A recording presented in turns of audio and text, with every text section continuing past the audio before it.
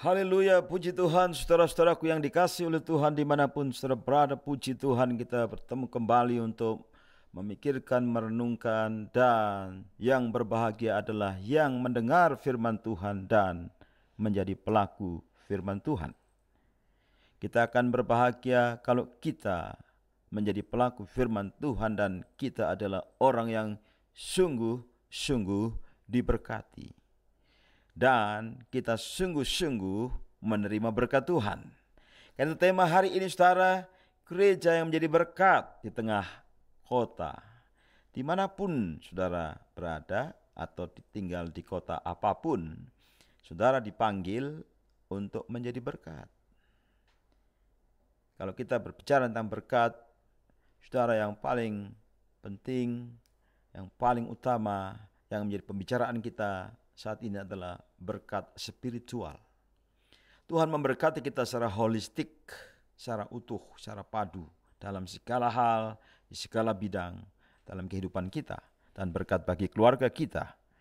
Tetapi saudara kasih Tuhan, berkat spiritual adalah warisan yang kita miliki, harta yang kita miliki di dalam Tuhan Yesus. Itulah keselamatan. Kita membagikan keselamatan di dalam Tuhan Yesus. Kalau berbicara tentang gereja yang menjadi berkat, artinya kita, orang-orang yang sudah diselamatkan, jemaat, orang-orang yang sudah diselamatkan, orang-orang percaya, orang-orang yang diselamatkan, itulah gereja. Kita adalah gereja. Ketika kita bertemu bersama-sama di sebuah kota, itulah jemaat atau gereja yang sesungguhnya. Karena itu firman Tuhan hari ini kita ambil dari teks yang berbicara tentang kedudukan kita dan peranan kita di sebuah kota. Kitab Roma pasal 1 ayat yang ke-7. Kepada kamu sekalian yang tinggal di Roma. Siapa kamu sekalian yang tinggal di Roma? Yaitu orang-orang yang dikasihi Allah. Orang-orang yang dipanggil oleh Allah. Orang-orang yang dijadikan orang-orang kudus. Dan orang-orang yang seperti ini yang menerima berkat dari Tuhan. Kasih karunia menyertai kamu dan damai sejahtera dari Allah Bapa kita dan dari Tuhan Yesus Kristus. Gereja adalah kita. Saudaraku yang dikasihi oleh Tuhan, di kota Roma yang sangat besar, penduduknya sangat banyak karena ibu kota kekaisaran Romawi itu. Kira-kira ada 6.000 orang Yahudi, saudara.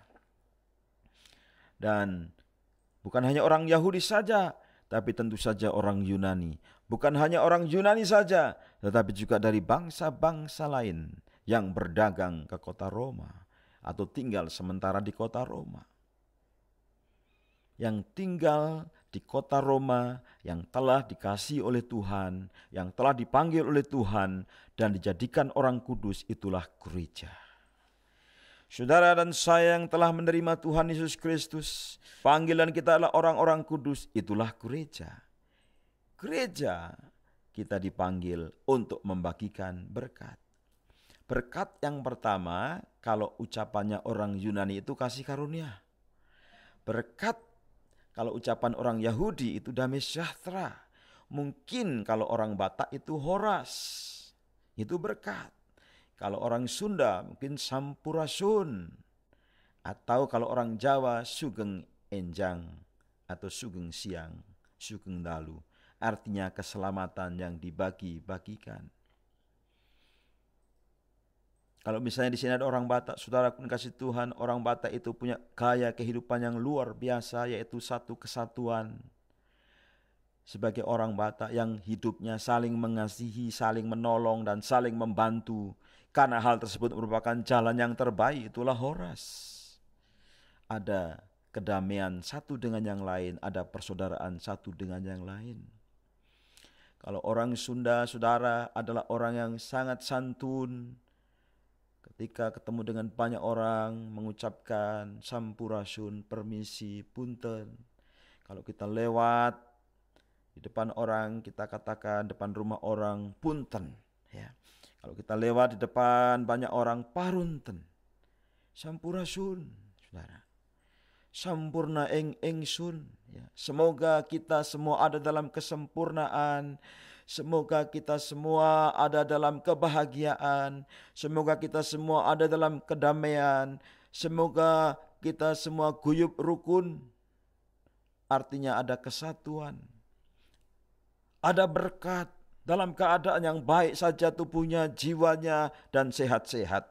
Itulah harapan masyarakat suku Sunda. Dan kemudian yang menjawabnya rampes, artinya silahkan, artinya mengiyakan, saudara. Tetapi juga dalam kata sampurasun ada yang mengartikan itu adalah permohonan maaf. Sampura atau hampura artinya bermakna saya mohon dimaafkan. Abdi nyuhunken dihapunten. Saudaraku, betapa rendah hatinya. Kalau masyarakat seperti ini pasti ada silih asa, silih asuh. Silih asih, saudara. Silih asih, silih asa, silih asuh. Pasti ada silih wewangi atau saling mengharumkan. Pasti ada hubungan yang erat, saudara, di antara satu dengan yang lain. Tapi dalam kenyataannya, saudaraku ini kasih Tuhan, apakah di kota di mana kita berada memang terjadi demikian?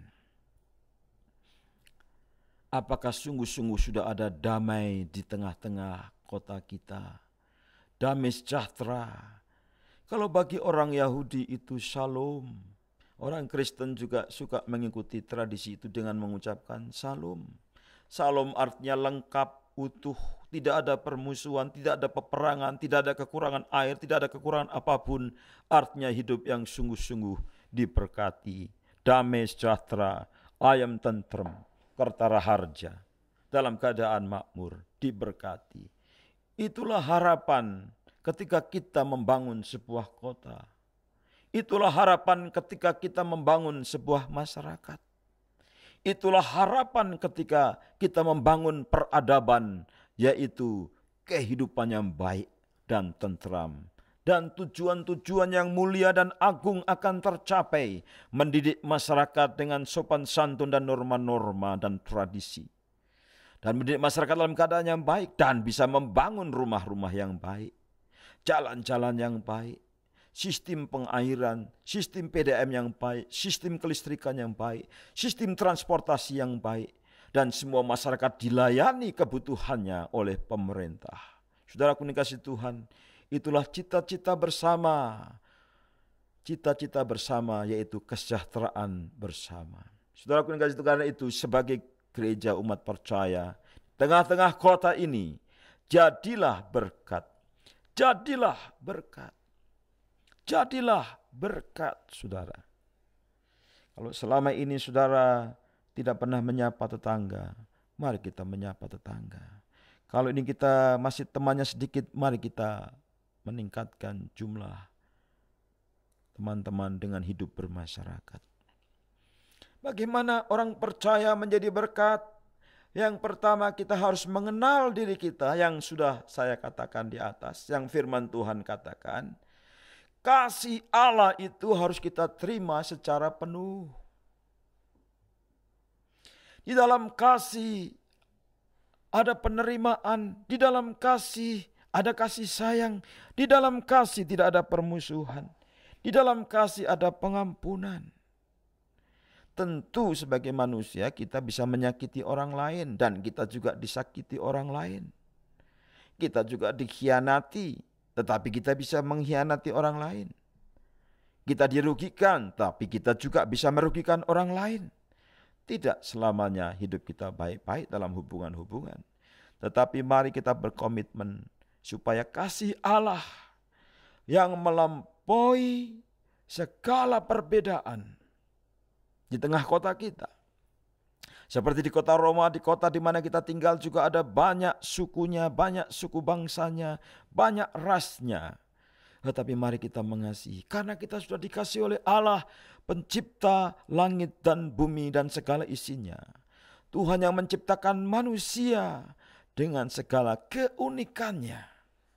Kita menerima kasih Allah, seperti Allah menerima semua orang, memberikan hujan kepada semua orang tanpa membeda-bedakan, memberikan makanan kepada semua orang tanpa membeda-bedakan, memberikan sinar matahari kepada semua orang tanpa membeda-bedakan. Kasih Allah adalah kasih yang universal, kasih untuk seluruh bumi ini, karena begitu besar kasih Allah. Kasih Allah begitu besar, saudara. Kita sudah dikasihi oleh Allah yang sedemikian itu. Kacida mika asihna Gusti Allah ka urang sadayana. Dan saudara kasih Tuhan, kita adalah orang-orang yang dikasihi oleh Allah. Tetapi kita juga adalah orang-orang yang dipanggil. Call, dipanggil. Ada trompet yang memanggil kita. Ada berita firman Allah yang memanggil kita. Ada pemberitaan firman Allah yang memanggil kita. Melalui pemberitaan firman Tuhan secara pribadi, melalui pemberitaan firman secara massal, di tempat-tempat tertentu, semua orang dikumpulkan untuk dengar firman Tuhan, tapi juga melalui panggilan dengan media sosial. Zaman sekarang adalah zaman IT, media sosial. Firman Tuhan bisa kita dengar setiap saat, setiap waktu, ketika kita membuka handphone, ketika kita membuka komputer kita, ketika kita membuka gadget kita. Saudaraku yang kasih Tuhan, betapa panggilan Tuhan itu sangat nyaring dan suaranya sampai ke ujung bumi. Saudaraku, saya percaya bahwa saudara dan saya sedang dipanggil Tuhan. Dan saudara dipanggil untuk menjadi berkat. Dan saudara dipanggil sebelum menjadi berkat, saudara dipanggil untuk masuk dalam pemuridan, untuk masuk dalam pelatihan, untuk masuk dalam penggodokan, pembentukan, yaitu dijadikan orang-orang kudus. Ketika kita meninggalkan dosa kita berubah 180 derajat. Dari menyembah berhala kemudian menyembah Tuhan. 180 derajat dari hidup lama kemudian ditinggalkan, kemudian masuk dalam hidup yang baru. Ada conversion. Conversion itu artinya tindakan berbelok arah. Ada metanoia, perubahan pikiran. Dan saudara kuning Tuhan, sekarang kita berpaling kepada Tuhan. Saat itulah hidup kita diubah setahap demi setahap. Tapi ada orang yang tanya, Pak, kenapa saya pertumbuhannya sangat lamban?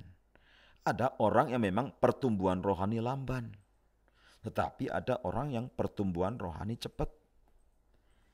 Ada orang yang tidak bertumbuh-tumbuh, malah mandek pertumbuhan rohaninya. Mungkin disebut apa? Stunting, secara rohani, atau bonsai. Karena berbagai faktor.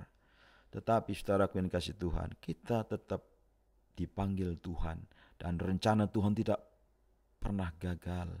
Pembentukan Tuhan tidak pernah terlambat. Berapapun usia saudara saat ini, saudara dijadikan orang-orang kudus. Kuduslah kamu sebab aku kudus. Disucikan, dibentuk, menjadi semakin serupa dengan Tuhan Yesus. Kita adalah orang yang dipilihnya dari semula. Kita dipanggilnya, kita dibenarkannya, kita disucikannya, kita dikuduskannya, dan kita akan diangkat dalam kemuliaan. Kita adalah orang yang sudah menerima berkat. Masa lalu saudara sudah ditebus, masa kini saudara disucikan, masa depan saudara adalah kemuliaan. Betapa amazing berkat Tuhan itu, sangat luar biasa.